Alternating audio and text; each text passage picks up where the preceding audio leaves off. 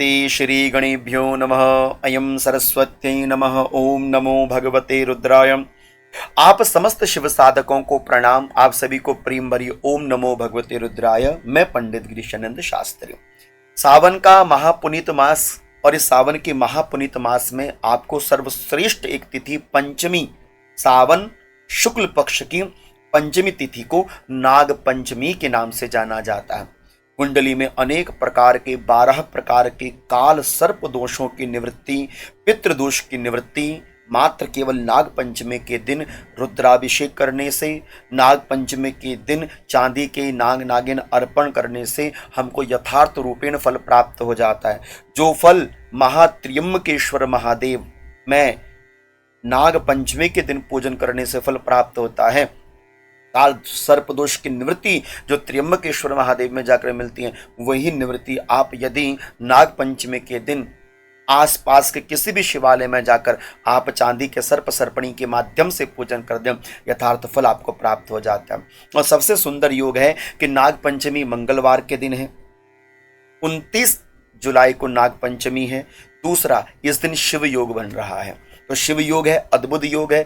दूसरा, मंगलवार का दिन है और नाग पंचमी अद्भुत संयोग है। इसलिए हमने क्या क्या विशेष करना है, बड़ी ध्यानपूर्वक सुनिएगा और समझिएगा। नाग पंचमी में पहला काम, आपने सुबह के समय शिव रुद्राभिषेक करना चाहिए।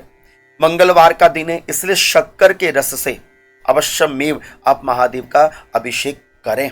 दूसरा, नाग पंचमी है तो सर्पों को दुग्ध अत्यंत प्रिय होता है। जो शिवजी के ऊपर सर्प होता है तो सर्प राज के ऊपर दुग्ध अवश्यमेव अर्पण करें। तीसरा कार्य, हो सके तो आप काल सर्प दोष की निवृत्ति के लिए चांदी के जोड़े में 3 नाग नागिन बना लें। यदि आपके बच्चों की कुंडली में, आपकी कुंडली में यदि काला सर्प दोष है तो चांदी के 3 नाग नागिन बना लें, उनकी पूजा कर लें। पहले नाग नागिन को आप किसी जो जटा वाला नारियल होता है, पानी वाला नारियल जो कलश के ऊपर रखते हैं, उसमें आप लाल धागे से बांध लें। दूसरा जो जोड़ा है उन सभी को आपस में बांध लें, खुले खुले ना रखें, आपस में बांध लें। पहला तो जोड़ा आपने चढ़ाना चाहिए शिवलिंग के ऊपर। दूसरा जोड़ा जो आपने नारियल के साथ बांधा है उसे आपने बहते हुए जल में प्रवाहित करना चाहिए। जो तीसरा जोड़ा है जहां पर दीमक की मिट्टी होती है, जिसे कहते हैं बाम्बी की मृतिका या जिसे वाल्मीकि मृतिका कहते हैं, दीमक की मिट्टी कहते हैं, उसे दीमक की मिट्टी के पास जाकर छोड़ देना चाहिए। हाँ, यदि यदा कदा कहीं आपको दीमक की मिट्टी ना प्राप्त हो पा रही हो, ऐसे में क्या करें, तो आप उस तीसरे जोड़े को भी शिवलिंग के ऊपर ही समर्पित कर दें। और चौथा काम, आपने नाग पंचमी के दिन अवश्यमेव देखिए नवकुलों का नाम जरूर धारण करना है। यदि आप नाग पंचमी में हैं तो नाग पंचमी में आपने इन अष्ट नाग देवताओं का नाम जरूर लेना है। ओम अनंताय नमः, वासुके नमः, तक्षकाय नमः, कर्कोटकाय नमः, पद्माय नमः, महापद्माय नमः, शंखाय नमः, कुलिकाय नमः, ओम अष्टकुल नागेभ्यो नमः। आपने इन अष्टकुल नाग देवताओं का नाम जरूर लेना है। यदि 8 नाम ना ले सकें तो नीचे दिया है ओम अष्टकुल नागेभ्यो नमः। आप यह मंत्र कहते हुए भी नाग नागिन का पूजन कर सकते हैं। यदि आप स्तोत्र का पाठ कर सकते हैं तो छोटा सा नाग स्तोत्र है कि अनंतम वासुकी शेषो पद्मनाभम च कंबलम शंखपाद धृतराष्ट्र तक्षकम कालियम तथा एतानि नवनामानि नागानां च महात्मनं सायंकाले पठे नित्यं प्रातः काले विशेषतः तस्मै विषभयं नास्ति सर्वत्र विजयी भवेत्।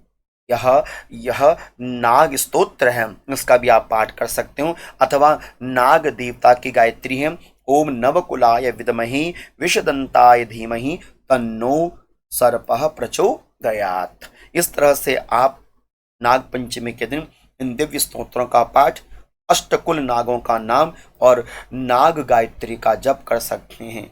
यदि यह कार्य भी आप करते हैं अवश्यमेव आपके लाभकारी होता है। नाग पंचमी में शक्कर का अभिषेक, दूध का अभिषेक, दधी का अभिषेक, घी का अभिषेक, शहद का अभिषेक, प्रसाद के जल से अभिषेक अथवा किसी फलदार रस का अभिषेक और कपूर को अच्छी तरह से मसल कर जल में मिलाकर अभिषेक आप कर सकते हैं। तो यथाशक्ति यथा भक्ति अनुसार आप अवश्यमेव नाग पंचमी के दिन भगवान शिव के अनंत महत्व कृपा को प्राप्त करने के लिए या कुछ विशेष कार्य हम जो जरूर करें।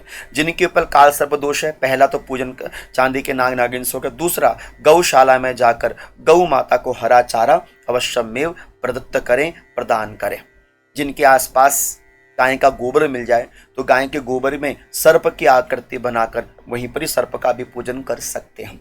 जिनके पास शिवलिंग की उपलब्धता नहीं है या जिनके पास चांदी के नाग नागिन की उपलब्धता नहीं है, कहीं दूर है, यदि उनके पास एक रुद्राक्ष भी है तो रुद्राक्ष में जल और काला तिल डालकर यदि आप अष्टकुल नाग देवताओं का नाम लेकर भी यदि पूजन कर लेते हैं तो घर में पितृदोष काल सर्पदोष स्वतः में धीरे धीरे शांत होने लग जाता है। अवश्यमेव सावन की इस नाग पंचमी में आपने भगवान शिव का दिव्यादि दिव्य पूजन, अभिषेक और अष्टकुल नाग देवताओं का नाम उच्चारण जरूर करना चाहिए।